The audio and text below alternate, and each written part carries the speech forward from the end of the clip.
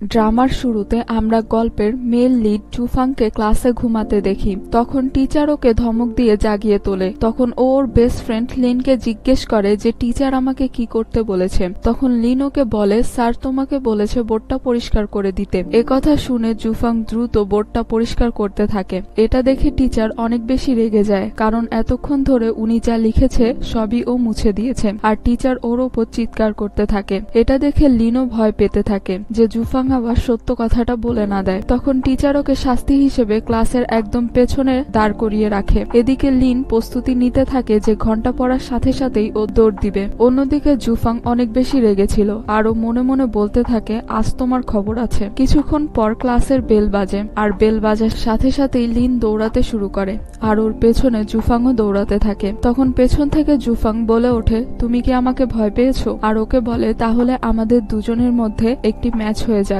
এতে আমরা বুঝতে পারবো যে কে বেশি শক্তিশালী। এরপর সবাই ওদের ম্যাচ দেখার জন্য রেডি হয়ে পাশে দাঁড়িয়ে পড়ে। আর ওদের ম্যাচটি ছিল পাঞ্জা লড়াইয়ের। এরপর ওদের মধ্যে ম্যাচ শুরু হয়ে যায়, কিন্তু গেমের এক পর্যায়ে লিন হেরে যায়। আর ওদের ম্যাচের শর্ত ছিল যে হেরে যাবে তাকে তার অপোনেন্টের সব কথা শুনতে হবে। তখন লিন জুফাংকে জিজ্ঞেস করে, আমাকে কি করতে হবে বলো। এর উত্তরে জুফাং ওকে বলে, আমি তোমাকে এক সপ্তাহের ভেতর জানিয়ে দিব তোমাকে কি করতে হবে। একথা বলে জুফাং ওখান থেকে চলে যায়। এর পরের সিনে আমরা দেখি লিন ওর ভাইকে বলছিল যে এই ইনস্ট্যান্ট নুডলস প্রত্যেকদিন খেতে খেতে আমি বিরক্ত হয়ে গেছি, মা বাবা যে কবে আবার বাড়িতে আসবে। আর ওদের একথা শুনে আমরা বুঝতে পারি ওর বাবা মা ওদের সাথে থাকে না, আর মাঝে মাঝে এসে ওদের দেখে যায়। পরের দিন সকালে জুফাং স্কুলে যাওয়ার জন্য রওনা দিচ্ছিল। তখন ও দেখে কেউ একজন ওর সাইকেলের সিটটা চুরি করে নিয়ে গেছে। তাই ও পাশে লিনের সাইকেলের সিটটা নিজের সাইকেলে লাগিয়ে নেয় আর জলদি সাইকেল চালিয়ে ওখান থেকে চলে যেতে থাকে। তখন লিন বের হয় স্কুলে যাওয়ার উদ্দেশ্যে।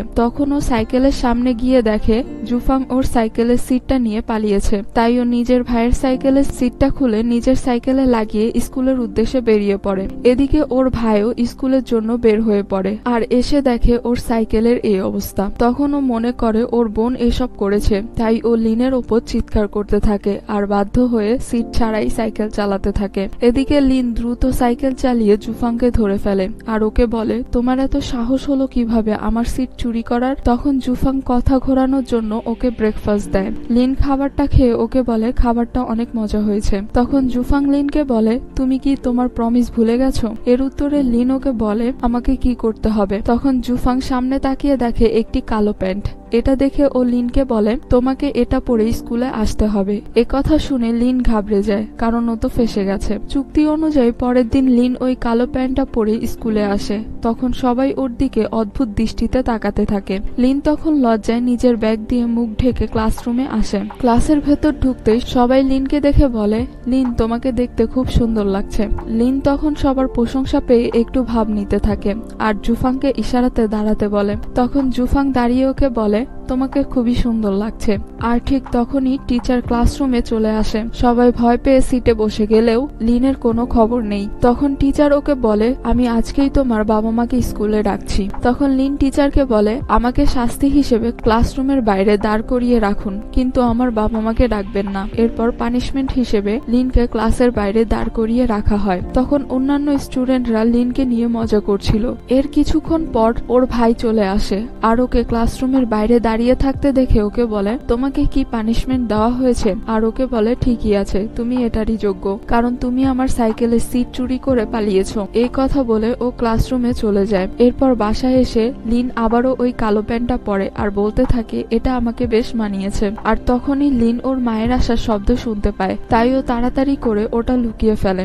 অনেকদিন পর ওদের মা আজকে বাসায় এসেছে আর দুই ভাই বোন অনেক মজা করে ওর মায়ের হাতের রান্না করা খাবার খাচ্ছিল। এদিকে ওর মা ঘর গোছাচ্ছিল আর সে ঠিক তখনই ওই কালো প্যান্টটা দেখতে পায় আর মনে করে তার হাজবেন্ড বাসায় অন্য কোনো মেয়েকে নিয়ে এসেছে। তাই সে ভুল বুঝে বাসা থেকে বের হয়ে যায়। তাই লিনও ওর মার পিছু পিছু এসে ওর মাকে বলে, মা ওই প্যান্টটা আমার ছিল। কিন্তু ওর মা ওর কোনো কথাই শোনে না আর এখান থেকে চলে যায়। পরের দিন ক্লাসে আমরা দেখি লিন জুফাং এর ওপর প্রচন্ড রেগেছিল, ওর সাথে কোনো কথাই বলছিল না। তখন জুফাং খাতায় লিখে ওকে জিজ্ঞেস করে, তুমি কি কোনো কারণে আমার ওপর রেগে আছো? তখন লিন ওকে লিখে জানায় সেই দিন তোমার ওই ডেয়ারের কারণে আমার এই অবস্থা হয়েছে। তখন জুফাং ওকে জিজ্ঞেস করে কি হয়েছে।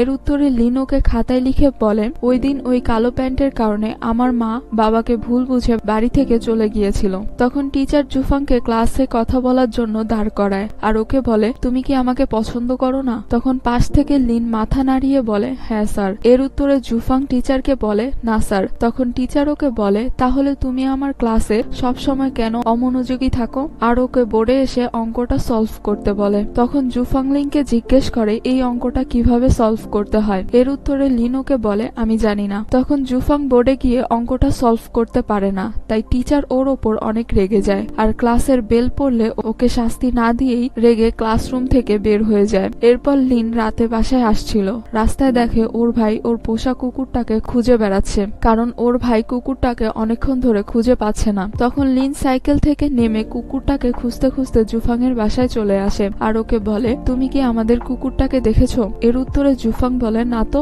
একথা শুনে লিন ওখান থেকে চলে যায়। তখন জুফাং খেয়াল করে বাইরে প্রচন্ড বৃষ্টি পড়ছে, তাই ও লিনের জন্য ছাতা নিয়ে ওর পেছনে দৌড়াতে থাকে। তখন লিন ছাতাটা নিয়ে ওর কুকুরটাকে সব জায়গায় খুঁজে বেড়াচ্ছিল। তখনই ও দেখতে পায় ওর বাবা অন্য একটি মেয়েকে নিয়ে গাড়িতে রোম্যান্স করছে আর লিন ওর বাবাকে অন্য একটি মেয়ের সাথে ইন্টিমেট অবস্থায় দেখে অনেক বেশি ভেঙে পড়ে। তখন জুফাং ওর কাছে দৌড়ে চলে আসে আর লিন মন খারাপ করে ওখান থেকে দৌড়াতে থাকে আর জুফাংও ওর পিছু পিছু দৌড়াতে থাকে আর ওকে আটকানোর চেষ্টা করে। তখনই লিন একটি গাড়ির সামনে চলে আসে, গাড়িটা ওকে ধাক্কা মারতেই নিচ্ছিল। তখনই জুফাং ওকে বাঁচিয়ে নেয় আর ওকে জড়িয়ে ধরে আর ওকে বলে তুমি কি পাগল হয়ে গেছো? আরেকটু হলেই তো গাড়িটা তোমাকে ধাক্কা মেরে দিত।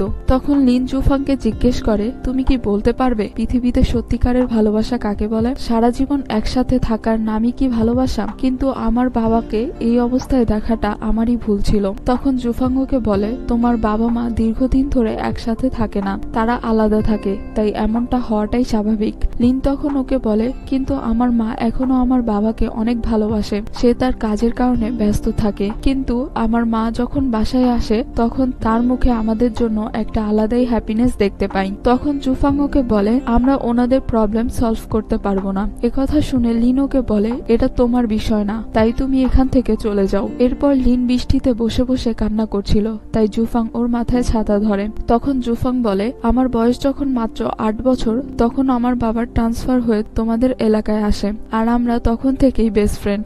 আমি সেই ছোট্টবেলা থেকেই তোমাকে অনেক কষ্টে থাকতে দেখেছি। তোমার মা তোমাকে রেখে চলে যেত আর তুমি মা বলে কান্না করতে। কিছুক্ষণ পর লিন বাসায় ফিরলে তখন ওর ভাই ওকে বলে তোমাকে এত শকড দেখাচ্ছে কেন? তখন সেখানে জুফাং চলে আসে। তখন লিন ওর ভাইকে বলে দরজাটা বন্ধ করে দাও। তখন লিনের ভাই কি হয়েছে জিজ্ঞেস করলে লিন রেগে গিয়ে ওর ভাইকে বলে দরজাটা বন্ধ করো। তখন ওর ভাই দরজাটা বন্ধ করে দেয়। তখন ওর ভাই ওকে জিজ্ঞেস করে তোমাদের মধ্যে কি কিছু হয়েছে?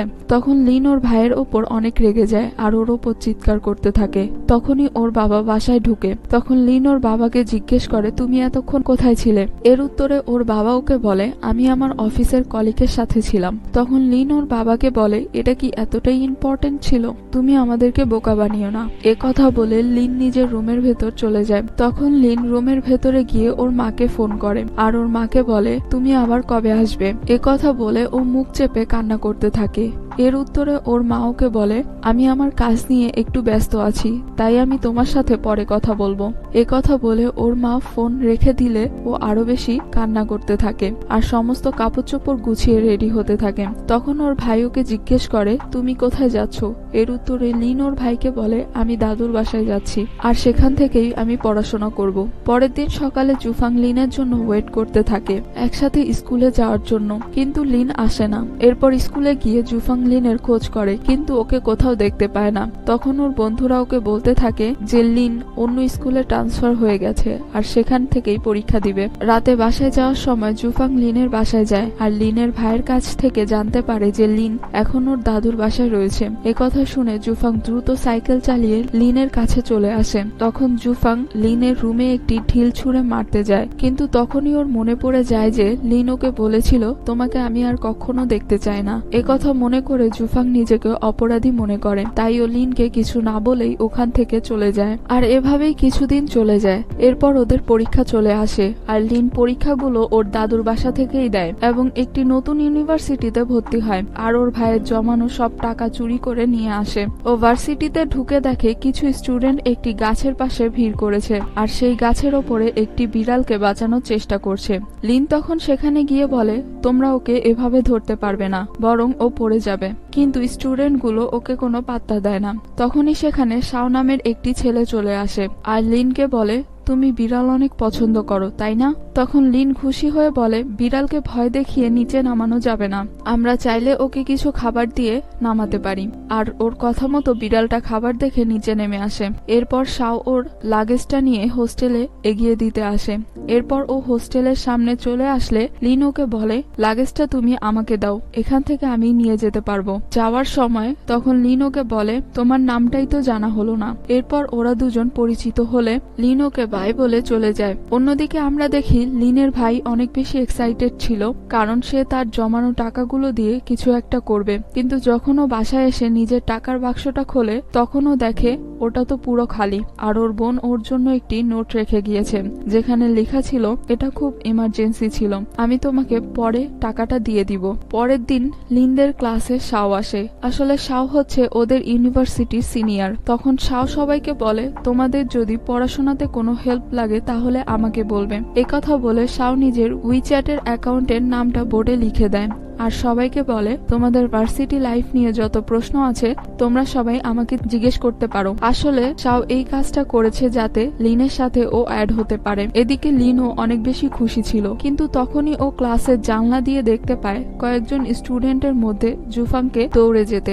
আরো ভাবতে থাকে ও মনে হয় এটা ভুল দেখেছে। এরপর রাতে লিন যখন ওর ফ্রেন্ডদের সাথে ছিল, তখন ও খেয়াল করে একটি ছেলে ধনুক দিয়ে বেলুন ফোটানোর চেষ্টা করছে গিফট পাওয়ার আশায়। তখন লিন ওই ছোট বাচ্চাটির কাছে গিয়ে ওকে বলে, আমি কি তোমাকে সাহায্য করব? তখন ছেলেটি ওর ধনুকটি লিনকে দিয়ে দিলে লিন তখন ওকে বলে, আমি ছোটবেলা থেকেই এই খেলা দেখে বড় হয়েছি, আমি কিন্তু এই খেলায় এক্সপার্ট।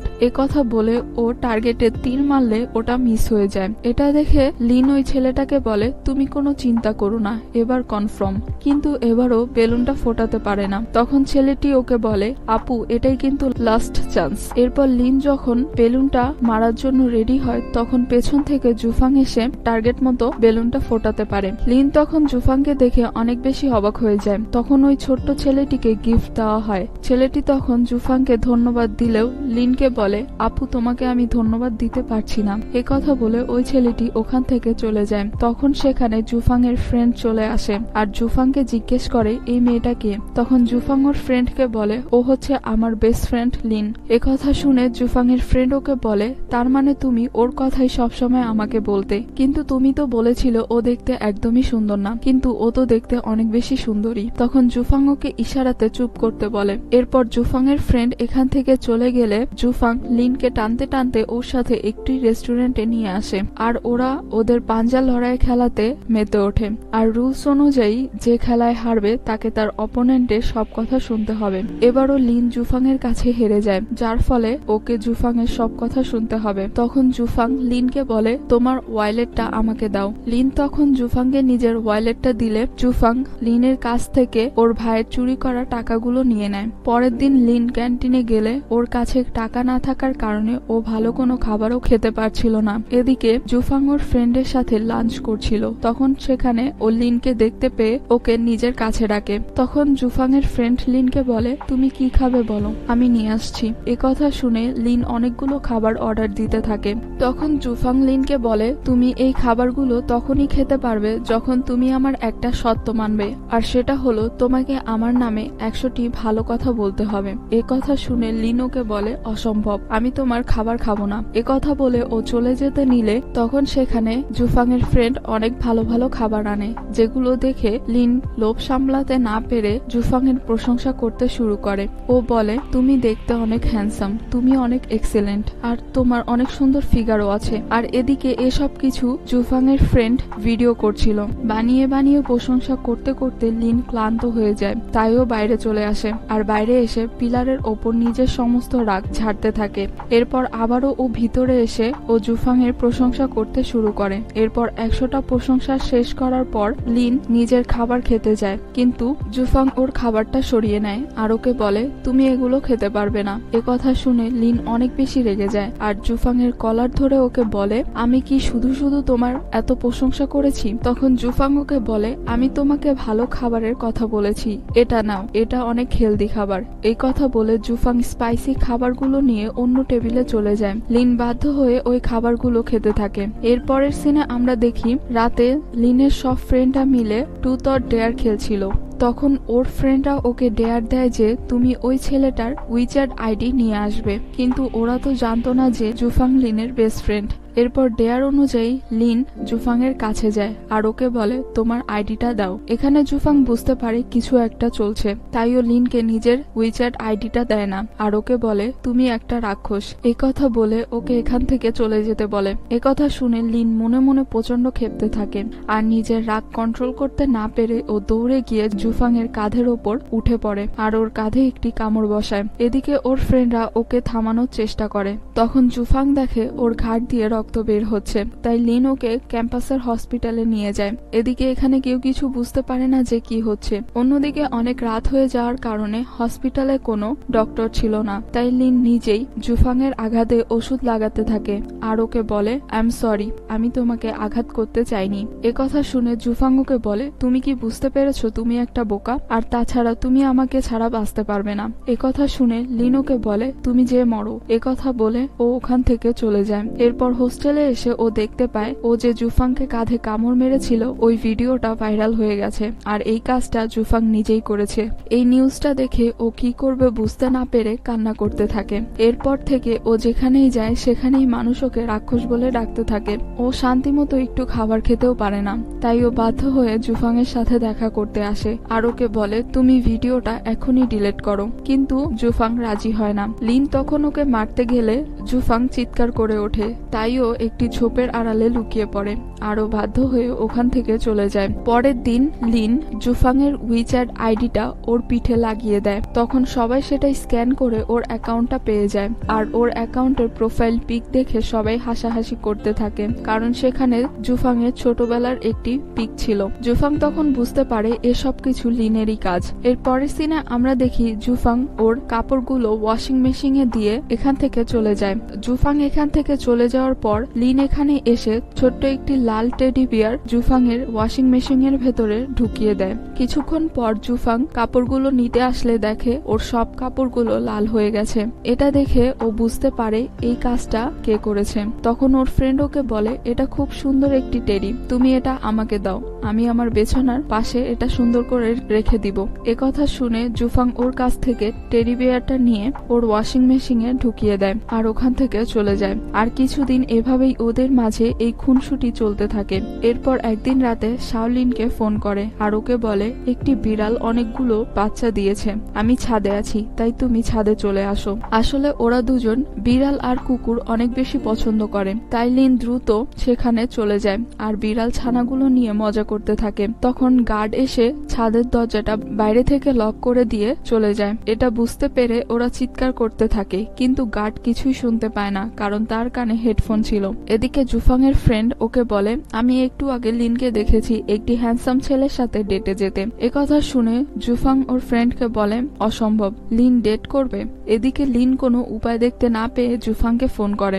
তখন শাও খেয়াল করে লিনের ঠান্ডা লাগছে, তাই ও নিজের জ্যাকেটটা খুলে ওকে পরিয়ে দেয়। এদিকে জুফাং দ্রুত গার্ডকে নিয়ে সেখানে চলে আসে আর ওদের দুজনকে একসাথে দেখে অনেক বেশি জেলাস ফিল করে, তাই ও লিনের কাছ থেকে জ্যাকেটটা নিয়ে শাওকে ছুঁড়ে মারে আর নিজের জ্যাকেটটা খুলে লিনকে পরিয়ে দেয় আর ওকে ওখান থেকে নিয়ে চলে যায়। তখন হোস্টেলে যাওয়ার সময় লিন জুফাংকে বলে শাও অনেক ভালো ছেলে, তুমি ওর সাথে কেন খারাপ ব্যবহার করলে, আর তাছাড়া শাও দেখতে অনেক হ্যান্ডসাম। এই কথা শুনে জুফাং তো অনেক বেশি জেলাস ফিল করছিল। তখন লিন ওকে বলে তোমার হেল্প চেয়েছি বলে তুমি আমাকে অ্যাটিটিউড দেখাচ্ছ, এরপর থেকে তুমি আমার সামনে আসবে না।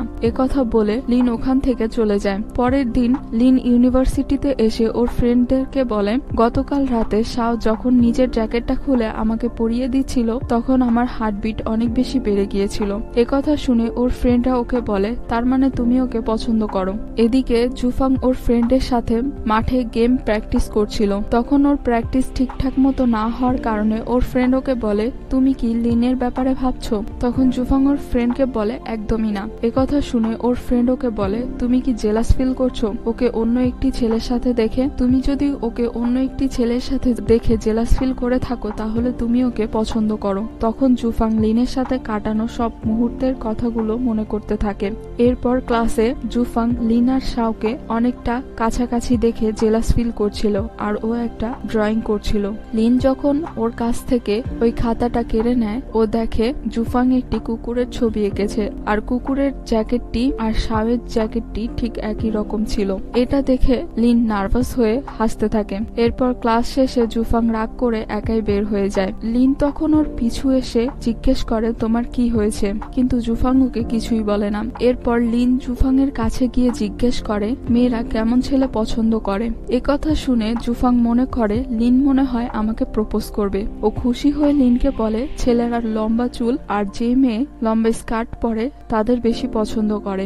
আর লিন জুফাং এর কথা মতো লম্বা চুল আর স্কার্ট পরে শাওয়ের সাথে দেখা করতে চলে আসে। শাও ওকে এই অবস্থায় দেখে অবাক হলেও ওকে বলে, তোমাকে দেখতে অনেক সুন্দর লাগছে। এরপর ওদের ঘোরাঘুরির এক পর্যায়ে একটি বাতাস এসে লিনের আলগা চুলগুলো উড়িয়ে নিয়ে যায়। এটা দেখে লিন খুবই অকওয়ার্ড ফিল করতে থাকে। শাও তখন ওর আলগা চুলগুলো মাটি থেকে উঠিয়ে আবারও লিনকে পরিয়ে দেয় আর ওকে বলে, তোমাকে লম্বা চুল বা ছোট চুল দুটোতেই সুন্দর লাগে। এরপর ওরা একটি রেস্টুরেন্টে খাবার খেতে আসে। এখানে লিন অনেক নার্ভাস থাকার কারণে ও খাবারটা নিজের গায়ে ফেলে দেয়। এরপর শাও যখন লিনকে হোস্টেলে পৌঁছে দিতে যাচ্ছিল তখন জুফাং ওদের দুজনকে একসাথে দেখে ফেলে আর ও বুঝতে পারে কেন লিন ওইসব কথা জিজ্ঞেস করেছিল। তাই ও জেলাসিতে রেগে লিনকে বলে, তোমাকে দেখতে অনেক বেশি ভয়ঙ্কর লাগছে। কথা বলে জুফাং ওখান থেকে চলে যায়। এর পরের সিনে আমরা দেখি লিন ওর মায়ের সাথে দেখা করার জন্য হসপিটালে আসে, কিন্তু ওর মা পেশেন্ট দেখার জন্য গিয়েছিল, তাই ও ওর মায়ের চেম্বারে বসে ওর মায়ের জন্য অপেক্ষা করছিল। তখন লিন ওদের একটি ফ্যামিলি ফটো দেখতে পায়। এটা দেখে লিন ভাবতে থাকে, মা আমাদেরকে কত ভালোবাসে। কিন্তু ছবিটি উল্টাতেই ও আরো একটি ছবি দেখতে পায়। ওর মায়ের আরো একটি বিয়ে হয়েছে এবং তার বড় একটি মেয়েও রয়েছে। আর এটা দেখে লিন অনেক বেশি শকড হয়ে যায় আর ওর মনটা ভেঙে চুরমার হয়ে যায়। তখন ওর মা সেখানে চলে আসে আর সে বুঝতে পারে লিন সবকিছু জেনে গেছে। তখন লিন ওর মাকে বলে, তোমার একটি নতুন ফ্যামিলিও আছে, তবে এটা কবে থেকে? এর উত্তরে ওর মা ওকে বলে, 10 বছর আগে থেকেই। কথা শুনে লিন অনেক বেশি ভেঙে পড়ে আর ওর মাকে বলে, তুমি আমাদের দিনের পর দিন ঠকিয়েছ আর বলেছ তুমি কাজের কারণে আমাদের সাথে থাকতে পারো না। আমি আর আমার ভাই তোমার জন্য কেউ না। আর লিন কান্না করতে করতে ওখান থেকে চলে যায়। অন্যদিকে ওর মাও কান্না করতে থাকে। আসলে ওর মার সাথে ওর বাবার সম্পর্ক তেমন একটা ভালো ছিল না আর সে কারণেই ওর মা আরেকটি বিয়ে করেছে। এদিকে লিনের মন অনেক বেশি খারাপ ছিল আর ওর মনে হচ্ছিল ওকে ওর মা ধোকা দিয়েছে। অন্যদিকে জুফাং গেমের জন্য ট্রেনিং এ যাচ্ছিল। তখন লিনের বাবা জুফাংকে ফোন করে বলে, লিনকে কোথাও খুঁজে পাওয়া যাচ্ছে না আর ওর ফোনটাও বন্ধ আছে। তখন জুফাং লিনকে খোঁজার জন্য বেরিয়ে পড়ে আর ওকে কল করতে থাকে। জুফাং লিনকে বারবার কল করে যাচ্ছে দেখে লিন বাধ্য হয়ে ওর ফোনটা রিসিভ করে আর ওকে বলে, তুমি এখনো ট্রেনিং এ যাওনি? তখন জুফাং চিৎকার করে ওকে বলে, এসব বাদ দাও, আগে বলো তুমি কোথায়? তখন লিন ওকে বলে না যে ও কোথায় আছে। তখন জুফাং ওকে বলে, তুমি যেখানেই থাকো না কেন আমি তোমাকে খুঁজে বের করবই। আর জুফাং এর জোর করাতে লিন ওকে বাধ্য হয়ে বলে দেয় যে ও কোথায় আছে।